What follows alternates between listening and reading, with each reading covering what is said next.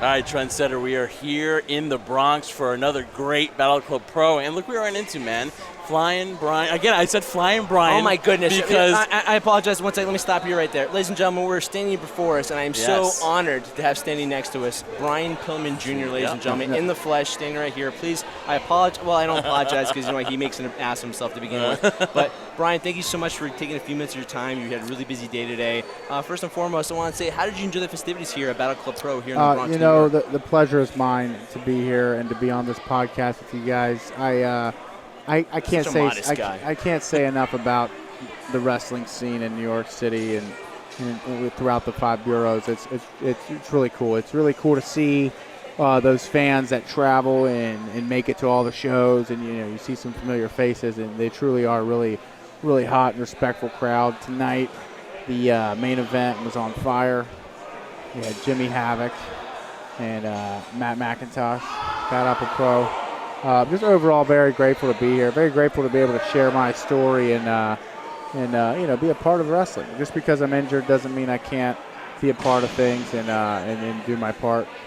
So. Now, being a part of it, something I've always been curious and wanting to ask you, too. I mean, it's one thing to be around the wrestling business like your family was in, especially your father, with all the traveling you do. Now that you're part of that traveling process, do you have like a newfound respect for it in terms of, wow, I didn't realize it was this, it encapsulates so much of my life doing this traveling and these appearances, things like that. You love it, you enjoy it, that's why you do it, but you have newfound respect for it. Yeah, it's definitely something. If you don't love wrestling, if you don't truly enjoy the grind and the traveling and meeting all the fans and always keeping up with people on social media and your email. If you don't enjoy that, if you don't enjoy the process, you're not going to enjoy being a professional wrestler. You know what I mean? Because that's what you got to put into it. You got to put in the hours at the gym. You got to put in the hours on the road. And to be quite honest, before I broke into the business, I didn't understand how hard it was going to be. It truly is.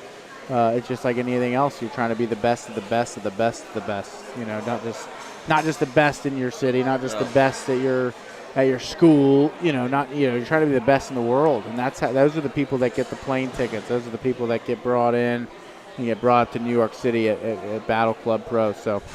Believe it or not, though, like if you are injured, you could just be, rehabbing at home. But, you're making that effort to go around the towns, especially here when you get a chance to be in New York. You get to go to Queens for MLW, and then you get to be here in the Bronx. You get to feel that stuff. Yeah. What, for example, here in your trip to New York, what's the one thing here that you've grasped that you're like, oh, wow, like maybe I didn't know that until I got here and, maybe took in a city like this. Could you tell, maybe the passion of the fans here in New York?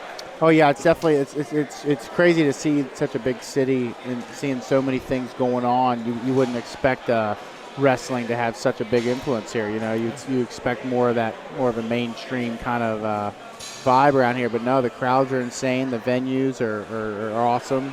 At MLW we had a packed house at that club, and then here we are at what appears to be a middle school. And again, just anywhere you're going to have wrestling in New York City, you're going to have a good crowd. You're going to have an explosive time because there's a lot of talent up here. They say that the stars are made in the Northeast, and as far as I'm concerned, in New Jersey and in Manhattan and in Maryland, that's where the stars are. So. Well, I'll say this because I'm not just saying this because you're standing here, but because you are here, I have an opportunity to say, you're talking about stars being made. It's very easy for myself and Jeff to say, hey, that person has that it factor because anybody can basically book. But we sense from you that you have that factor within you. Seeing your work and really appreciating all the stuff you do. Now, there's never a great time to be injured, but maybe it's time for reflection going back. You've mentioned before that you're still trying to figure things out as you evolve as a human being and as a character, quote unquote. So what have you learned so far when you've had the time now to step away from the ring? Obviously not by choice, but what have you learned from yourself right now that you can help evolve yourself when you are finally ready to get back in there? Yeah, truly it's been a blessing in disguise, this injury. Definitely there's never a good time for it, but it was definitely the best time for it because I was in a position where I was being thrusted into a lot of roles, a lot of high-level roles. As someone with less than a year's experience with matches, it's very hard to deal with that pressure and that immediate push. So this injury was a way for those wrestling gods above to say, "Hey, kid, you need to slow down. You need to rehash your character. You need to work on your promo work and your in-ring stuff. But they just said you need to slow down, and that's a good thing because I'm allowed to come out here and watch these matches and really digest and get to see the product where, for the longest time when I was just starting out, I was just, I'm always worried to put my matches together. Who am I facing? What's their offense? Yeah. How can I take them down? But now I get to digest. Now I get to enjoy and analyze wrestling, right? Being an analyst and just seeing everything that goes on as Ace Austin walks away from me. Ace! Where you going? Where you going? That your girlfriend? Later. Yeah, where's my stuff at? Ah, thank you. It's there. We'll make cool. sure. That's Sorry. probably the best piece of advice. It's okay. It happens. It's part of the nature of the beast. But that's probably the best advice you've gotten is to slow down a little. Oh yeah, definitely. And one final one for me, MLW was this past Thursday, and again, that was a sold-out crowd. Teddy Hart is involved. David Hart. Davey Boy Smith Jr. is there too. Yeah. And yourself. Mm-hmm. It gives me goosebumps thinking that there could be another. A rebirth of a Hart Foundation. That's got to be something that, man, you got to be pinching yourself thinking, man, this is something that, everyone's going to be talking about. Oh, yeah, there was goosebumps galore on Thursday night when we united. We're about to go through the curtain, and I told Teddy and Harry, I said, look, thank you guys. Thank you for being a part of this. Thank you guys for elevating me and giving me a platform to shine. And I'll tell you what, all the directors and the producers at MLW, they were very impressed with our first showing as a Hart Foundation. So expect to see a lot more out of us. This is just the beginning.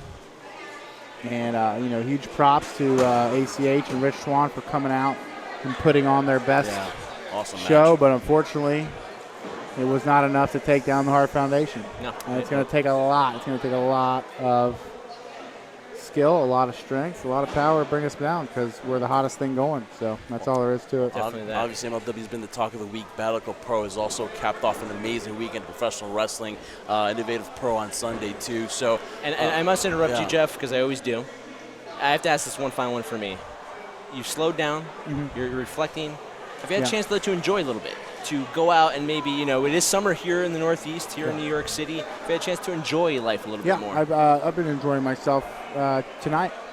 Enjoyed myself yesterday. We didn't have anything going on, so I had a little day off up here in New York City. I always have a great time up here. I've got what's a day off like for Brian Pillman Jr.? A girlfriend up here who lives in Manhattan, so spent some time with her, and then we have a dog as well. A day off for Brian Pillman. To be honest, is a 24/7 job. So I wouldn't say I ever take a whole day off. Okay. There's always something in my mind, wrestling related. But I do take part in the video games here and there. I like to wind down with a little bit of Fortnite, a little bit of Destiny 2, something simple. Xbox, PS4. Yeah, PS4. There you go. On there. I knew I liked Brian for a reason. I partake in the twittering of the Flying Bryan Jr. That's my Twitter. And you can follow me on Instagram at FlyingBryan41. I be gramming, I be tweeting. I just don't be Facebooking. Don't add me on Facebook. I hate Facebook. Too late. We're already friends with him on Facebook. Damn it. Can't take it back. We're the last one. We were the cutoff. After us, it was the cutoff. That was the cutoff. Yeah. Well, I want to thank you so much for joining us here on the Thank you, podcast, guys. man. It was great running into you again, too. We weren't really expecting you to be here, Hey. but what a great surprise. What a pleasant one. Pleasant surprise. And best of luck to you, man. Again, MLW, and then you can, what's the timetable? When do you think you're going to be able to step back into the ring? Oh, you're going to see me in just a few short weeks. Oh, okay. Don't worry. Oh, great. Very nice. So. Ladies and gentlemen, here we are in New York, the Bronx Battle Club Pro, Brian Pillman Jr.